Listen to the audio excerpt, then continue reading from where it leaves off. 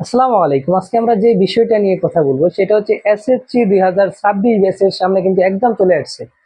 এখন এখন তোমাদের ভিতরে অনেকেরই প্রশ্ন জাগতেছে যে ভাই আমাদের রিভিশন প্যাটার্নটা তো যে কেমন হবে, কিভাবে আমরা করব, এগুলো নিয়ে তোমরা অনেক প্যারা খাচ্ছ। তো চলো আজকে আমরা সমাধান করে নেই। যে প্রথমত হচ্ছে আমি যেই টপিকটা নিয়েছি সেটা হচ্ছে রিভিশন প্যাটার্ন।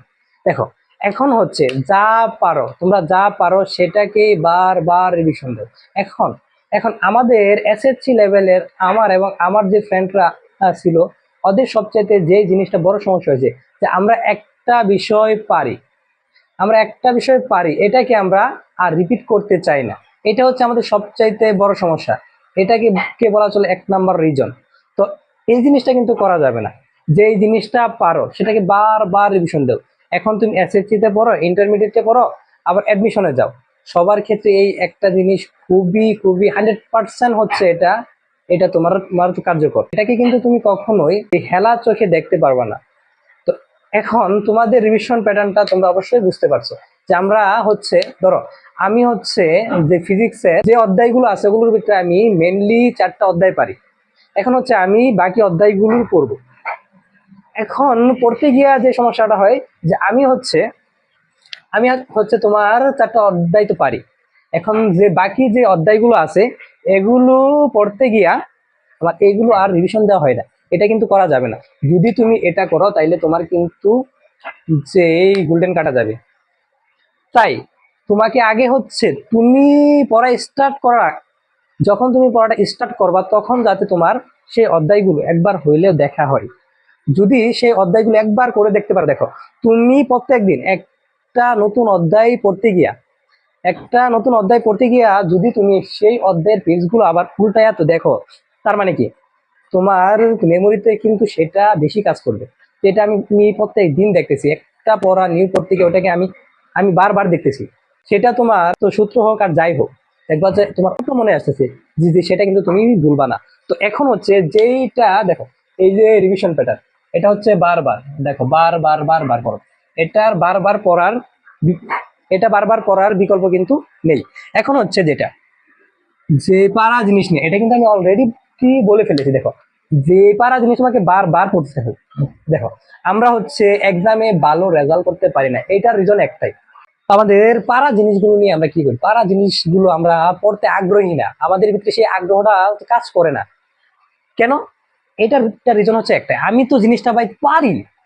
এখন পারার পরে আমি কেন পড়বো? হ্যাঁ, পারার পরে তোমাকে পড়তে হবে। যে সেটা যদি তুমি বাস্তবিক অর্থে যে সেটাকে যদি তুমি রিয়েলাইজ করতে চাও, সেটাকে যদি তুমি পারতে চাও, তাহলে তোমাকে পারা জিনিসই পড়তে হবে। এখন যদি আমাকে দিয়ে আমি বলি আমি একটা জিনিস অনেক পারি, আর এটাকে আমি অনেক মুখস্থ করলাম, কিন্তু এটাকে যখন আমি আবার 3-4 বার পড়ি না, আমার ভিতরে যে অন্য অন্যরকম ফিল বা অন্যরকম তো পাওয়া বা অন্য অন্য যে এই শব্দগুলো আছে, যে ভিন্ন শব্দগুলো আছে, সেই শব্দগুলো আমি ওখান থেকে আমি খুঁজে পাই। সেই জিনিসটা যদি আমি বারবার না পড়তাম, ওখান থেকে কিন্তু আমি সেই জিনিসটা খুঁজে পেতাম না।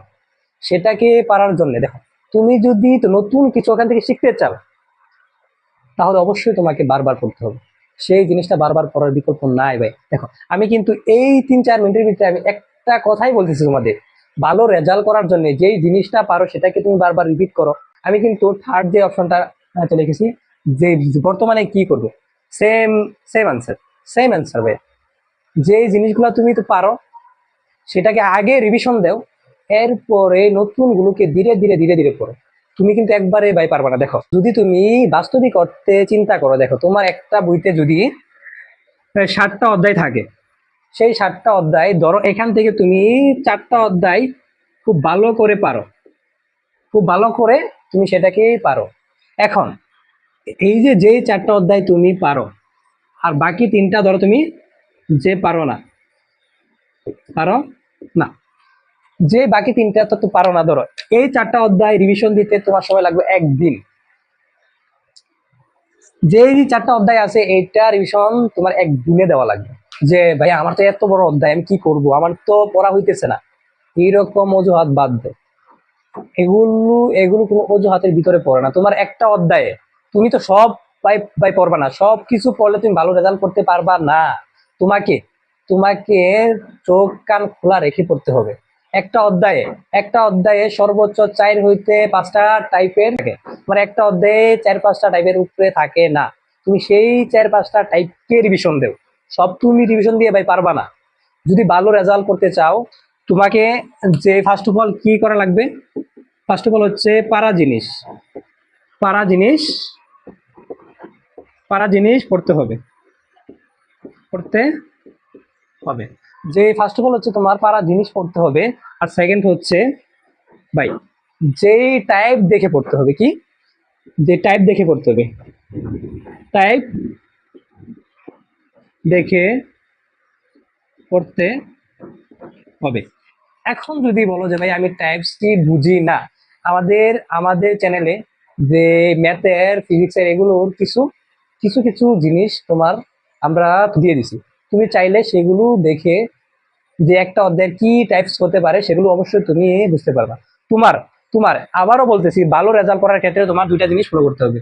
যে পারা জিনিস পড়তে হবে, তাও কেমন, বারবার বার বার পড়তে হবে, বারবার পড়তে হবে। তা না হলে ভাই তুমি পারবা না। এখন যেটা হচ্ছে টাইপস, সব পড়ে কিন্তু পারবা না, তুমি টাইপস দেখে দেখে পড়ো। আজকের ভিডিও এই পর্যন্তই। ভালো থাকো, সুস্থ থাকো, আল্লাহ হাফেজ।